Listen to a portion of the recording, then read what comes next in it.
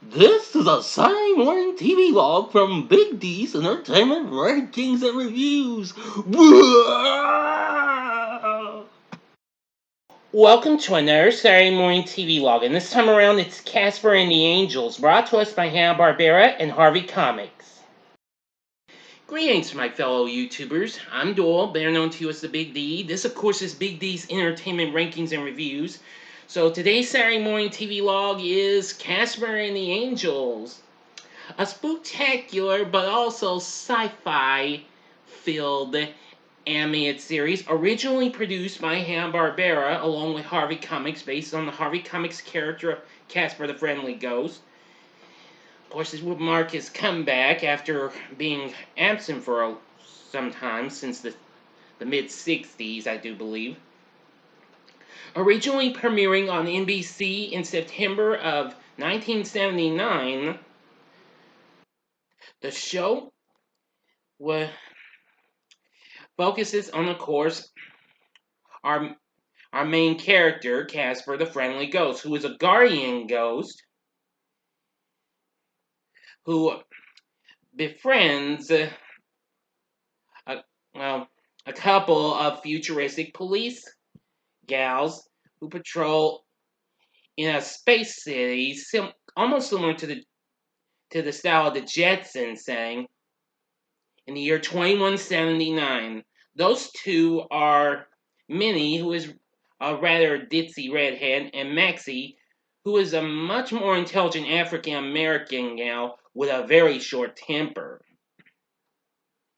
Now, of course, Casper, of course, you all know, is always trying to be friendly. Just don't want to scare people. He tries, but he bombs.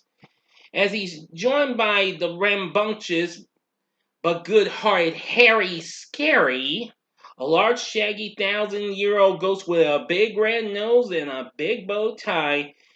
Well, he's the opposite of Casper, scaring people, just like the Ghostly Trio or Spooky, the tough little ghost in the comics. But they aren't in this show. Sorry. Anyway, he also, of course, scares off the villains and other troublemakers as he makes it up to him. But because he has a great deal of affection for Casper, he, unlike most of their ghostly kind, tries to accept the fact that the gentle Casper doesn't like to scare people. Less accepting, especially toward Minnie and Maxie, are their fellow officers, Nerdly and Fungo, a pair of bumbling flying patrol car driving male chauvinists who are always trying to prove that they are superior to their female counterparts, only to have their efforts undone by their own stupidity and cowardice.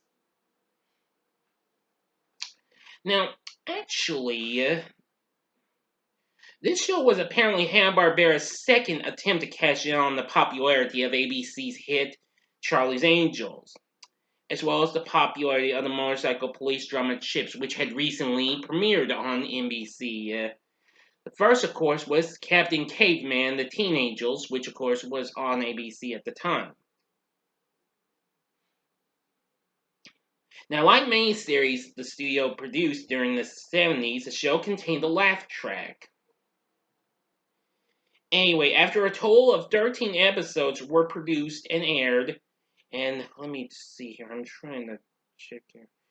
Each contained 2 cartoons, so overall it would have, let me see, a total of 26 cartoons produced. The show ended in December of 79, but continued in reruns until March of the following year. So apparently, the show was kind of a slight disappointment and what have you in ways. And it's kind of a little bit of an underrated one. Now, the credits for this show features voices from the show, plus the same animators and part of the same music from what we've heard on a couple other Hanna-Barbera produced shows on ABC, which were Scooby-Doo and Scrappy-Doo, which, of course, premiered the same year, and The World's Greatest Super Friends. Anyway, our voice acting cast includes Julie McGruder as our friendly little friend, Casper. Voicing Harry Scary is Hanna-Barbera legend John Stevenson, a lot of you know who that is, the voice of Mr. Slate on the Flintstones, and he's done several other voices. Mr. Socrates on Butch Cassidy and the Sundance Kids. Yeah, he's also the voice of the commander at the Space Patrol. Voicing Maxie is Diana McKinnon. Voicing Minnie is Laurel Page, who recently voiced Taffy in Captain K-Man the Teen Angels. And like her, she kind of has a little bit of a few catchphrases, because I can only remember one of her catchphrases, which is like, "Leaping lasers!" Yeah. Hal Smith, another popular voice actor, voices Nerdly, and Paul Winchell, most of y'all know him best as the voice of Dick Dastardly from the Wacky Races, as well as the original voice of Tigger from Winnie the Pooh, and several other shows Hanna-Barbera produced as the voice of Fungo. Other voices include Ronnie Shelf, voice god Frank Welker, Jim McGeorge, Bob Hastings, who recently lent his voice to some Hanna-Barbera tunes, and even world famous Miss DJ and the man behind a Surian number called Disco Duck, Rick Dees himself. Yes. Now, after the show ended, it would get released on video cassette a few times from, I think, from World Vision Home Video, and also a couple of them came out on, a couple got released from Turner Home Entertainment. Now, also, during the time the show was airing, let me check everything. Yeah. Anyway, well, during the time, there were two specials that were actually produced. As a matter of fact, one of them was Casper's Halloween special, which of course was also known as Casper Saves Halloween, Casper the Friendly Ghost in He Ain't Scary, He's Our Brother. I've only seen that special one time. I've seen the other one though.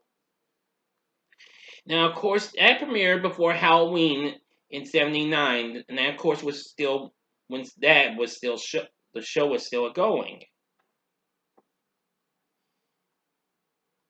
And then on December 18th, just a few days after the series had come to an end, after NBC aired the 13th and final episode, Casper did have one more thing with Hanna-Barbera, and this one got shown more than even the Casper and the Angels series itself, Casper's First Christmas. Now, of course, unlike the Casper and the Angels series, Casper and Harry Scary are back in their own time in the haunted house. Now, in the first Christmas special, it includes appearances from other Hanna-Barbera characters, which include Yogi Baron and Boo Boo, plus Huckleberry Hound, Snagglepuss, Quick Draw McGraw, plus Augie Doggy and his dear old doggy daddy. Anyway, yeah, really something. I've seen that numerous times. Now, the show Now, after it ended, Casper and the Angels was never seen again until the 90s when Cartoon Network aired it. But unfortunately, it wasn't on when I got Cartoon Network. However, I did catch it when Boomerang picked it up. Yeah, that was the time when they picked up more shows that I get to see for the first time, including some that I never got to see, not even in reruns on even the USA Network. Anyway, unfortunately, if the video cassettes are the only thing you can find them on. If you can find them for a reasonable price, as long as they're not paying when you pay an arm and a leg for them, I'd say maybe give the show a one-time watch. And if you're not satisfied with it, just stick with the original Casper cartoons from famous studios and what have you, or perhaps the wonderful Casper cartoon that came out after the success of the 1995 movie. In 2000, the Casper Saves Halloween episode did get released on video, which also contained 6 episodes of the Casper and the Angels series. That might be the only way you can get to see some episodes, but if you can find them on maybe cartoons, video sites that have cartoons on them, that might be your only chance to see it. This show has yet to be released on DVD, though, unfortunately. So, I don't know. But now I know Harvey Entertainment Group's stuff is under license at DreamWorks Classics and Universal, but of course Warner Bros. Owns Hanna-Barbera. And although we only got to see, well, on DVD, a little bit of their other series with Harvey, which of course was Richie Rich, which premiered the following year, we don't know. But anyway, I think you might enjoy Casper and the Angels just because it's got some fun moments. And Harry Scary absolutely is hysterical and what have you. Trust me, I think you might enjoy it. It's alright if you don't enjoy it. So anyway, what are your thoughts on Casper and the Angels? You can tell me in the comments section below. If you like this video, click the like button, subscribe to my channel, and be a part of the Big D Nation. And stay tuned, because tonight at 7 o'clock Central Time, I'll be bringing to you my live stream of the blaxploitation horror flick Blackula. Yes. And also later on, after that, will be the premiere of my spoiler-free review of the just now released Dune, which just came out recently. So anyway, thanks for watching, and if you like this, you may want to consider checking out some of these other spook-tacular videos. In the upper left-hand corner is last week's Saturday Morning TVLog on The Funky Phantom from 1971, or go to the upper right-hand corner and see my review of the Casper movie from 1995, or if you want something less spectacular, go to the bottom left-hand corner and see the Saturday Morning TVLog I did for Richie Rich last year. And the bottom right-hand corner is the button you can click to subscribe if you like rankings and reviews on movies, TV, music, video games, etc., as well as the Saturday Morning TVLog, then I'm your guy. Thanks for watching, and next week's Saturday Morning TVLog is a pup named Scooby-Doo.